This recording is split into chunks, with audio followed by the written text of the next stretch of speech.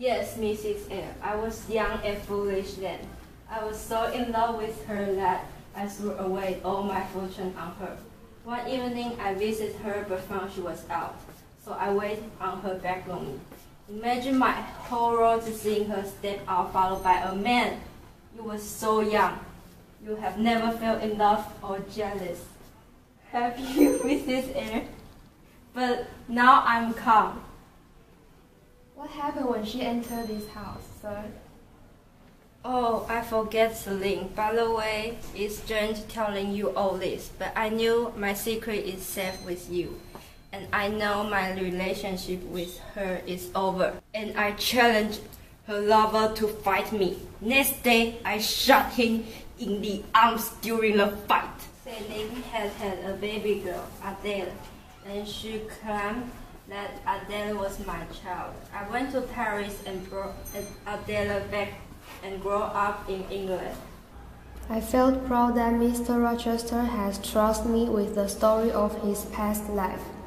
I also saw his goodness and kindness to me. I could not imagine a better companion.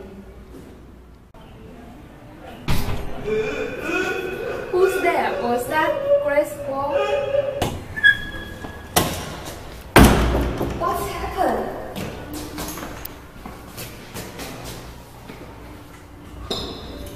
Wake up! Is there a plot? No, sir, but there's a fight.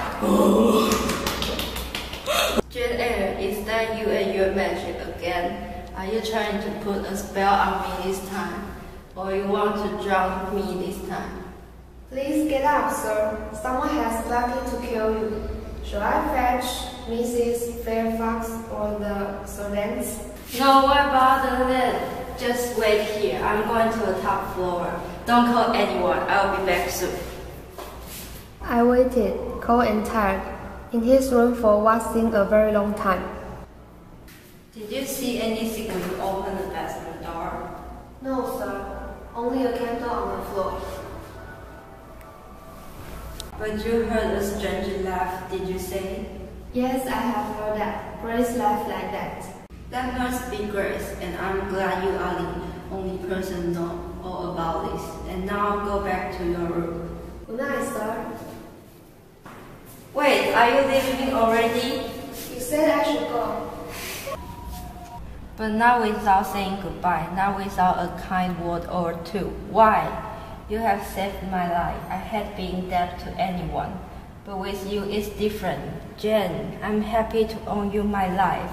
I knew when I first saw you that you would do me good. I saw it in your eyes when I met you. I'm glad I happened to be awake. But I must go now. I'm cold. I think I heard the servant moving, sir. Well, leave me. Good evening, Grace. Tell me, what happened last night? Good evening, miss. Well, Master was reading and fell asleep, so he must have knocked the candle over. It set fire to the street, but luckily he put the flame out with some water. How strange. Did anybody hear what was happening? Miss Fairfax and you sleep near is this room. Miss Fairfax is a heavy sleeper. Perhaps you hear the noise. I did. I'm sure I heard a strange laugh. I don't think Master would have laughed. When he saw in such danger, you must have. No, I wasn't dreaming. You didn't think of opening your door and looking out into the corridor? No, in fact, I locked my door. And I shall lock it every night from now on. That's wise of you, miss. We might have burglar at room 5 one day, you never know. It's fine weather for Master journey. Journey? I didn't know he gone anywhere. Oh yes, he went off just after breakfast, and he go visit a family in a big house. I know they have invited a lot of guests. Mr. Rochester is always very popular with the ladies at this party. Who are the ladies at this house party? 3 elegant and young ladies, and their friends, Blanche and Mary.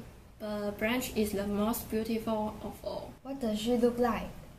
She is a lovely girl with beautiful skin, long curly black hair, and 5 bright eyes which shone as brightly as her jewels. She looked like a queen. All the gentlemen admired her, only for her beauty, but also for her musical skills. When she and Mr. Rochester sang together, it was a delight to her. Mr. Rochester? I didn't know he could sing. Oh yes, he has a very fine voice, and then she played the piano later. The master said she played extremely well. And this beautiful lady is a Mariette? No, I don't think she or her sister has much money. But I'm surprised some rich gentleman hasn't fallen in love with her. Mr. Rochester, for example, he is rich, isn't he? Oh yes, but you see, there is considerable difference in age. He's nearly 40 and she only 25. Well, marriage like that happen every day. You, Jane Eyre, you are the biggest fool in the world. How could you imagine that a gentleman with family and wealth would love you? Just look at yourself.